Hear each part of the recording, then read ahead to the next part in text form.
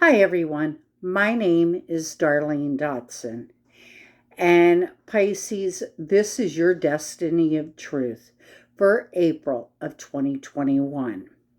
We have got Mercury in Pisces in your first house, sextiling Pluto in Capricorn in your 11th house. Pluto has been stripping away the dead wood out of your life when it comes to your hopes, your wishes, your dreams, your friendships, the groups that you belong to. And it's not going to stop anytime soon. Pluto is changing this for you.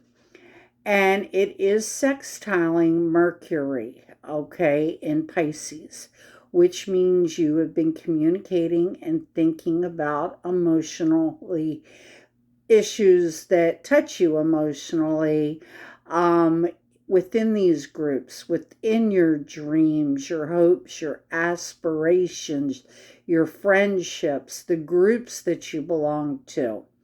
Then on the 3rd, we have Mercury entering Aries, and that would be your second house. Now, Mercury in the second house, you're going to be thinking faster. You're going to be just blurting out things without thinking over the next month. Now, on the 6th, we've got Venus in Aries in the second house, sextiling Mars in Gemini in the fourth house. Well, with Gemini in your fourth house and it being Mars, you're taking actions on the home front to make your foundation secure. And you're probably taking more than one action in this area. And it's because of Venus, about what you value in your life. You know that what you value and you love what you value. So you know you have got to take action to make these things, more supportive of your very foundation. Then on the 9th, we have Mercury in Aries, and that's conjunct Chiron in Aries in the second house. And you're trying to heal your financial picture, and you're communicating in order to do this. Now, on the 9th, you have got Mercury in Gemini in the fourth house, and that is squaring Neptune in Pisces in the first house. You see where you have been disillusioned. You see where you need to take the higher road in life because the foundation that you built your life on, has been pretty much two-faced with you. Don't know how else to put it. Yes, you're taking action to build that foundation, but that doesn't mean that other people are just like you. And it's because they have become disillusioned with you. Now, on the 10th, we have got Mercury in Aries in the second house. And again, that's sextiling Saturn in Aquarius in your 12th house. Now, you have been going through a lot of stinking thinking. Don't know how else to put it. Saturn restricts what he touches. And when he's in your 12th house, he just,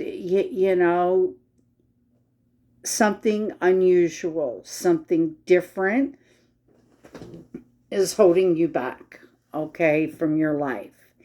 And it's also holding you back with your thoughts. And that's why I said you've got the stinking thinking going on.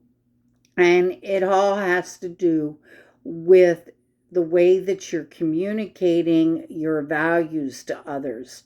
You're just being aggressive, you're not thinking of anybody else, and you're just going off and doing things your way. Now, if you were doing it in a more self-aware way, um, then things, you know, you can get over this a lot more easier, because your structures are probably going to support you. Then we have Venus in Aries in the second house, sextiling Jupiter in Aquarius in the 12th house. And again, Jupiter is expanding your mind to what's different, what's unusual. It's not the same as it always has been. And if you do this, expand your mind in that manner, then you're going to love the process that you make with the things that you value. Because on the 11th, we do have Venus again in the second house of what you value, but it's squaring Pluto, okay, in Capricorn in the 11th house of your dreams, your hopes, your wishes, your friendships, the groups you belong to. These have to be changed in order for you to bring out that financial change that you want, to bring more money in, okay? Then we've got that new beginning, because we've got that new moon in Aries on the 11th in your second house of the things that you value, your finances. There is a new beginning there, but again, this new beginning squares Pluto, okay, of your hopes and your dreams and your wishes and your friendships and the groups you belong to. You've got to strip away the dead wood and what's holding you back in this area, because they're never going to let you have that new beginning financially, with the things that you value, because their values and your values are in two different places right now. Then on the 13th, we have the sun in Aries in the second house. Again, has to do, you're shining your light on the things that you value. And it's sextiling Mars in Gemini in the fourth house.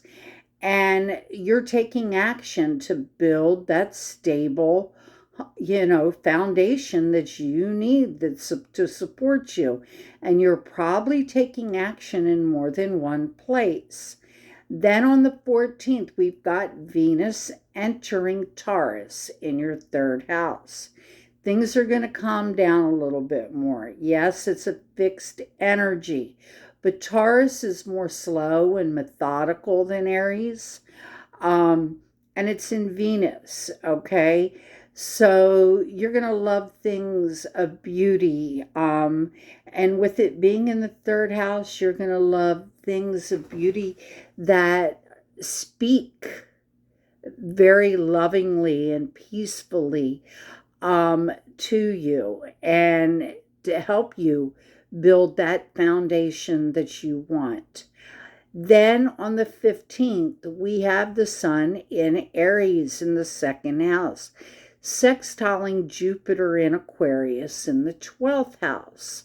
Now, here again, your mind is expanding by what is different, what is not normal, what is unusual, okay? And it has to do, you're shining your light. Again, in Aries in that second house, you're moving quickly. You're focused on the things that you value. And, that is going to expand your mind in a new way. It's going to let you grow in a new way. Then on the 16th, again, we've got the sun in Aries in the second, but now it's squaring Pluto in Capricorn in the 11th house. And again, you've got to get rid of the friendships that aren't working. You've got to strip away that dead wood out of there. You've got to deal with your dreams, your aspirations, your desires, the groups you belong to, because they're squaring off with the things that you value, okay? So you're going to have to be looking at stripping away what no longer is serving your growth here. Then on the 16th or 17th, okay, depending where you're at, we've got Mars in Gemini in the 4th house, trining Jupiter in Aquarius in the 12th house. And again, you're putting your actions into building that stable home life, that stable foundation, what supports you. And you're probably taking more than one action in this area, and it is trining Jupiter in Aquarius in the 12th. And that is because you are looking at new groups, new ways of doing things, at things that are unusual, that aren't normal, because you, Pisces, you're creative, okay? And here you're moving in that direction, and you see the trends happening. Then on the 17th, we have got Mercury and Aries in the 2nd house, sextiling Jupiter in Aquarius in the 12th. Again, your mind is expanding by what is different, what is unusual.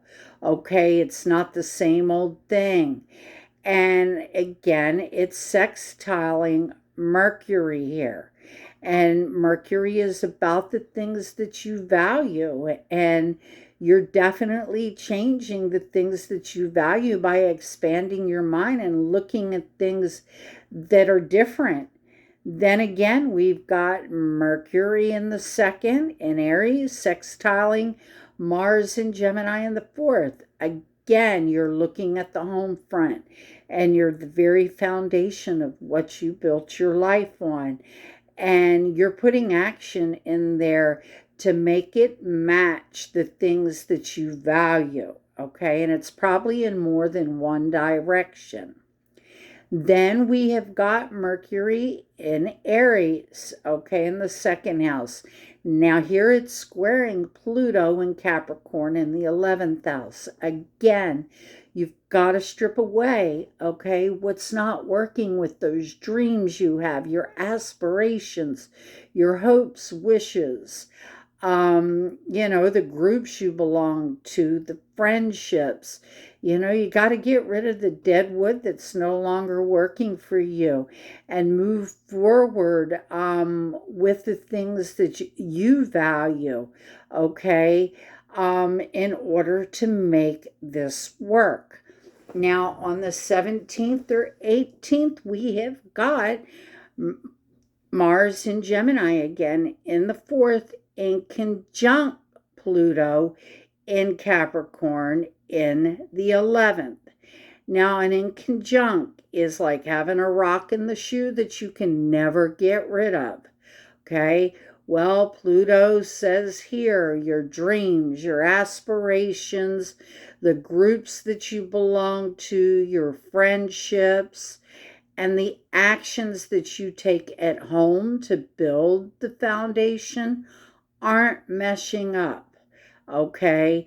And again, it's like a rock in the shoe you can't get rid of. So you've got to figure out how to make these two things work together. Then on the 18th, you've got the Sun in Aries in the 2nd house. And that's conjunct Mercury in Aries in the 2nd house. And all I can say is do not blow up on this day. Don't have an argument over your values and someone else's values. Okay? Not worth it. Just hold your ground. You know what your values are. Put your energy into changing things that you can change without dealing with other people on this day. Then on the 19th, and this is why I say it, because on the 19th, we've got Mercury entering Taurus in your 3rd house. And while it's a fixed sign and, they're a little bit more subdued in communications. They think before they speak. Now they also play really well with words. Okay, that can be good or bad. Um, so all I can tell you is on this day you will think before you speak, and you will move, in your day-to-day life, communications, and it could be a vehicle too.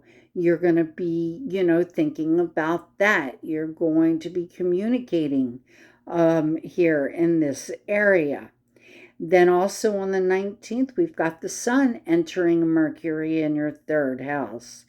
So here again, you're shining your light on communications, on your day-to-day life, and on maybe, your cars need oil changes and just different things done. You're going to be focused on this.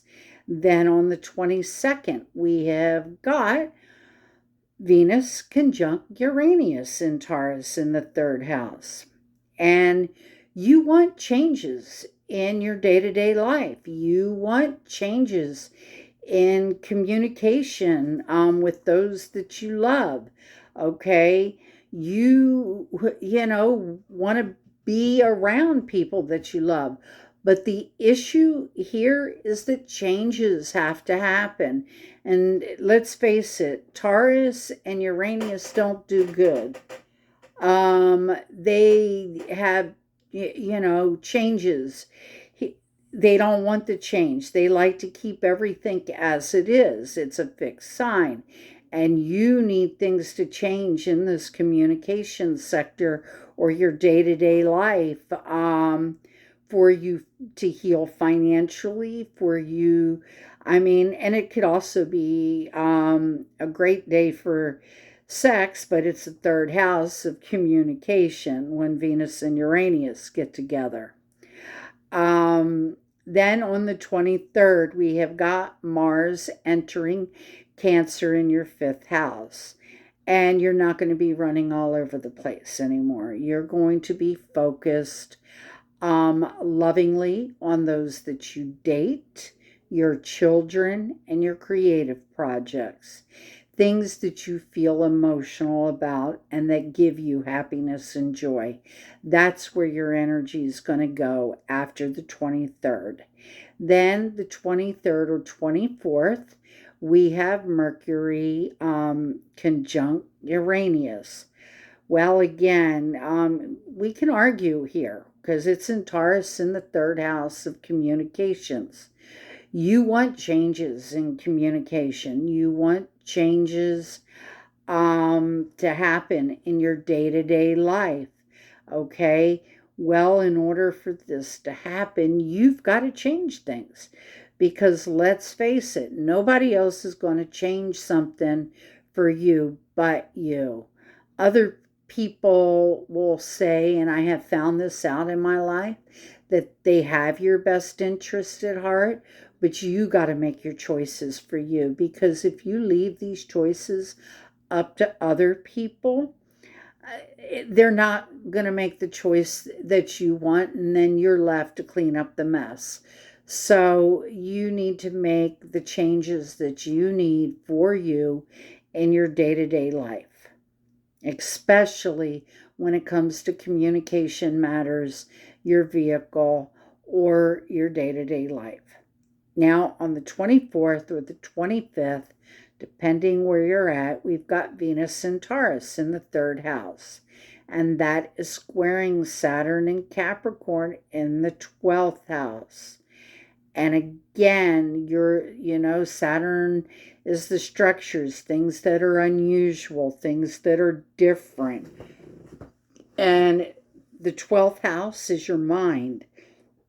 Okay? Well, things are definitely, again, it's that stinking thinking that can get in your way of communicating what you need to change with those that you love.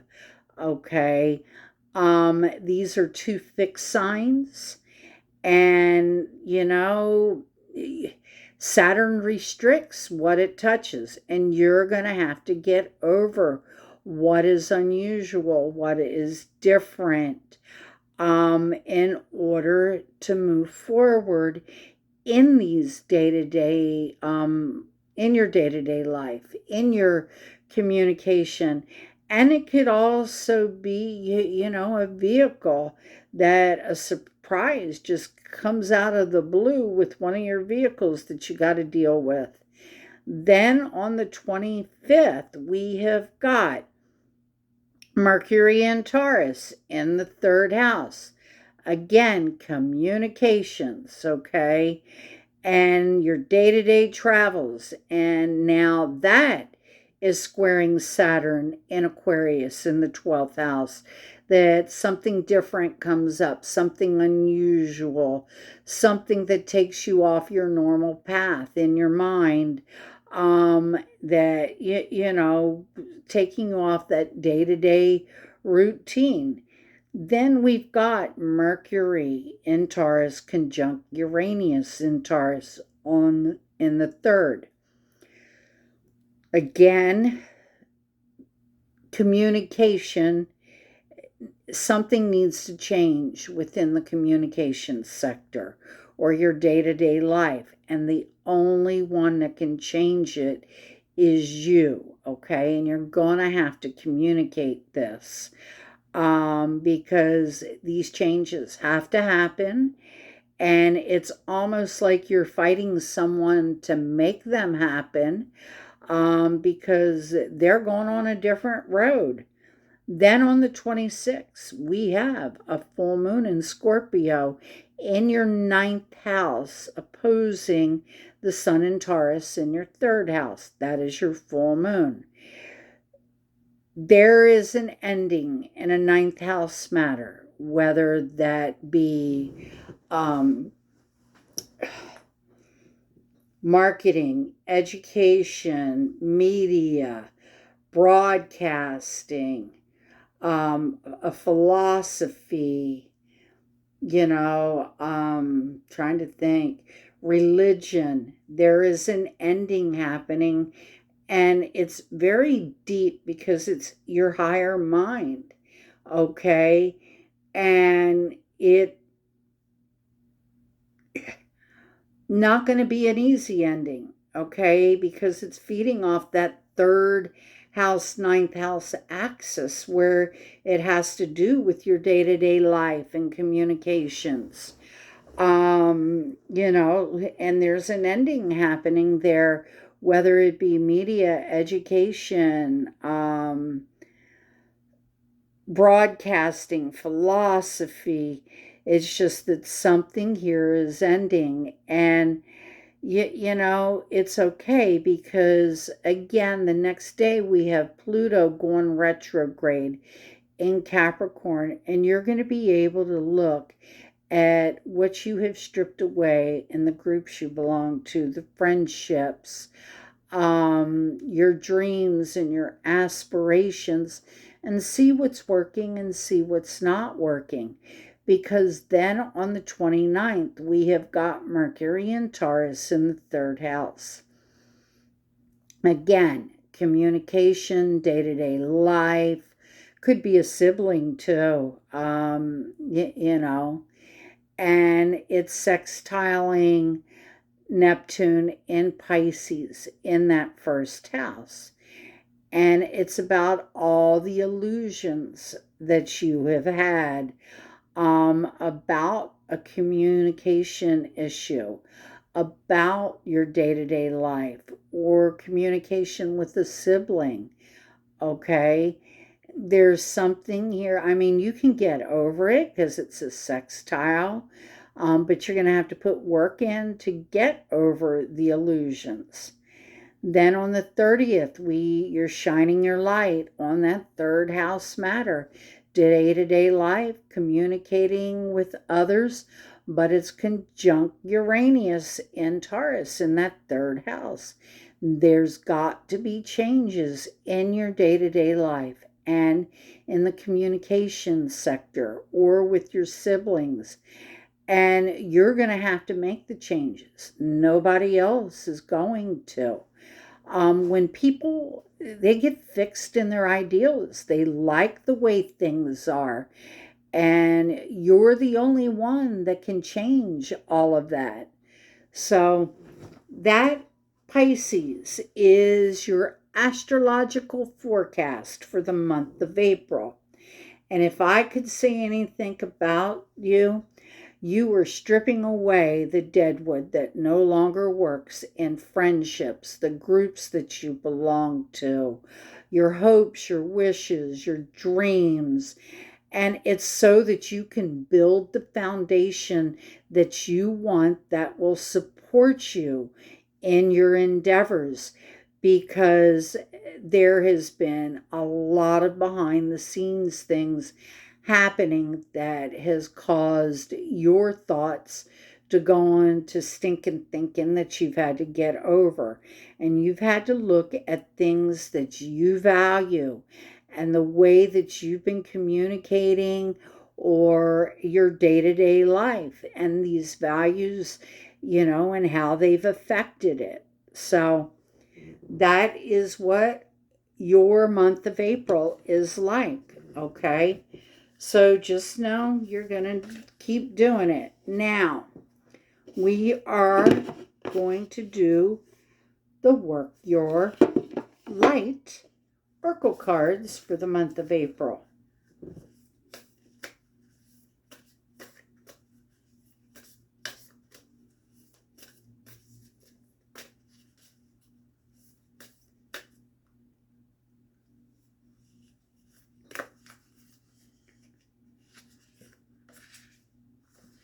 Break the chain. Okay. Somebody else got this month too. You are rewriting your future. Okay. Um, you're breaking patterns that your ancestors left you with, and you're rewriting your future. You're changing everything about your life, okay? You're seeing how your non-actions and actions have played into the patterns that you have in your life. You're being called to heal your family, and maybe that's why you're taking all those actions and more than one action with your home and family this, month. And in doing that, you're going to free yourself from living the life that your ancestors did, because we all have patterns that we have to break, okay? In this life, we cannot keep repeating patterns. I mean, repeating patterns get us nowhere. We need to heal the trauma of the past. And it may not even be yours, it may be theirs, but it's not serving who you are or where you want to go. And just because it's the way that it's always been done doesn't mean that it has to continue to be done this way. And maybe that's why you're thinking so much in that 12th house this month, because you are seeing how the structures restricted you and you do want to go in a new way. You're just trying to figure out how to do that. And yeah, family patterns are the hardest to break. Believe me, I know. I've had quite a few I've had to break. And the thing is, you got to realize you can't heal other people's patterns. The only pattern you can heal is yours. And sometimes in healing our own patterns, we have to leave people behind that want to continue on in the same path. You know, um, if you want to rewrite your future, you got to cut things out from the past that don't work. And sometimes that can be a behavior. Sometimes that can be, um, a family member. I hate to say that. Sometimes it can be a way of life that we have become accustomed to, that it's just not working for us anymore. It's making us miserable. It's not making us feel like we're thriving and that we're happy. And one thing I know in this life, if we don't feel like we're thriving and that we're accomplishing something to make us happy, then it's got to go, because it will drag us down. And, the people that like the old way of things are going to try to hold us in that pattern of behavior. So it's up to you what you do here. But it's definitely time to break that chain. And I'm just going to say this. I, wish you many blessings this month. But, do break chains, do break patterns, create the life that you want. Okay. And I'm going to tell you this more than anybody that I'm telling this to this month. I have a saying, okay? Create a life that you don't need a vacation from.